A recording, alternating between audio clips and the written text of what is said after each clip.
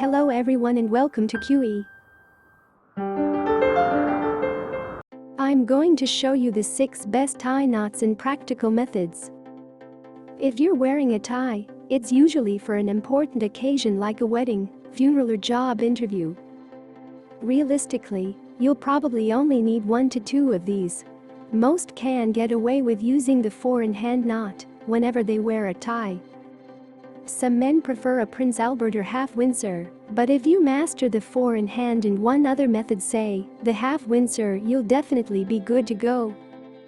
So, let me show you these ties and run through the top 6 ways to tie a tie. Oriental knot. Simple, fast, small and asymmetrical. This simple tie knot is easy to learn, and I guarantee you'll be able to master it quickly and tie it perfectly in just a few seconds.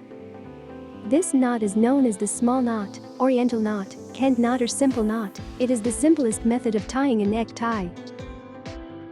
The small knot is not very well known despite its simplicity.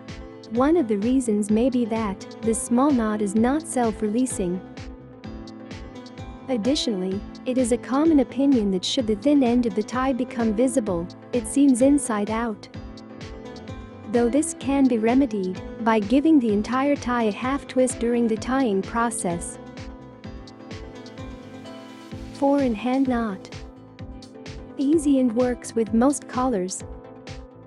Most guys could get away with using the 4-in-hand knot for their whole lives. It is the most common tie knot. If your dad taught you how to tie a tie, he probably showed you this one.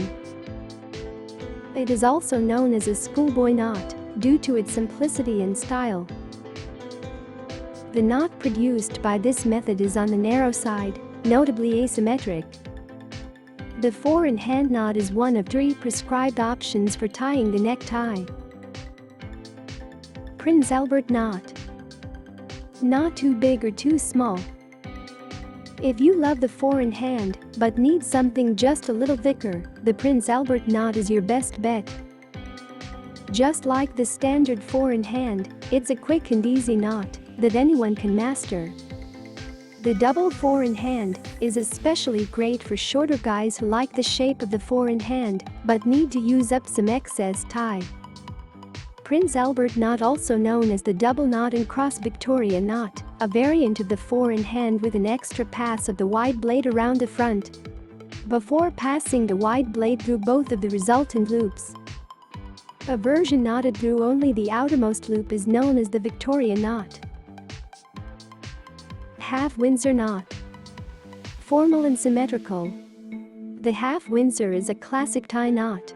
A bit more difficult to tie, this knot is a nice alternative to the more casual 4-in-hand that most guys use. If you're a bigger guy who prefers a jacket with cider lapels, the half Windsor will suit you perfectly. The half Windsor knot, also known as the single Windsor knot, is a way of tying a necktie that produces a neat, triangular knot.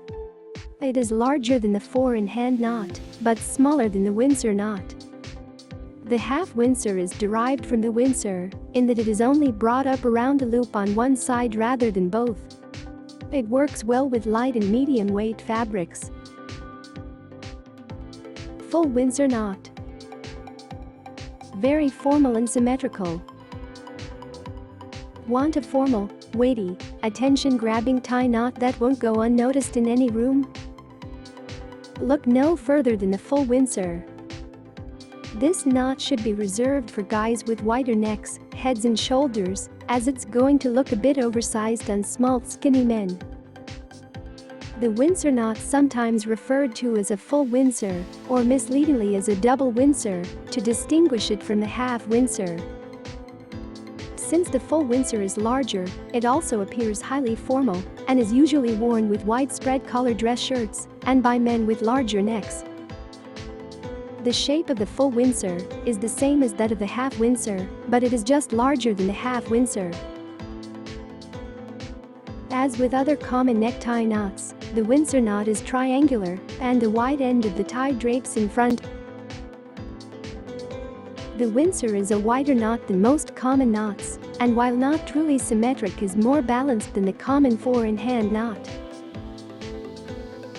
The Windsor's width makes it especially suited to be used in conjunction with a spread or cutaway collar. Bow tie. A defined symmetrical manner. The traditional bow tie, consisting of a strip of cloth which the wearer has to tie by hand, is also known as a self-tie, tie it yourself, or freestyle bow tie.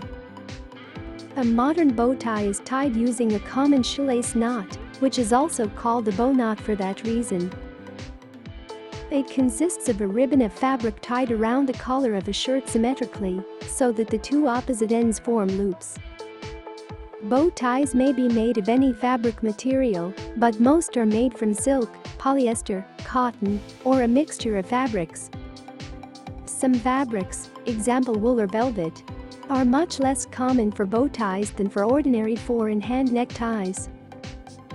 You can never go wrong with the classic 4-in-hand knot. It will work with most body types and collar styles. Most contemporary dress shirts have medium spread collars. It's sort of a middle-of-the-road collar style that flatters pretty much everyone. What's your go-to tie knot these days? If you have any questions, comment below to let me know, and I do my best to answer them. If you enjoy the video, don't forget to give us a like. New here, why not subscribe? And don't forget to turn on the notification bell so you never miss a future video. And I'll see you in the next one.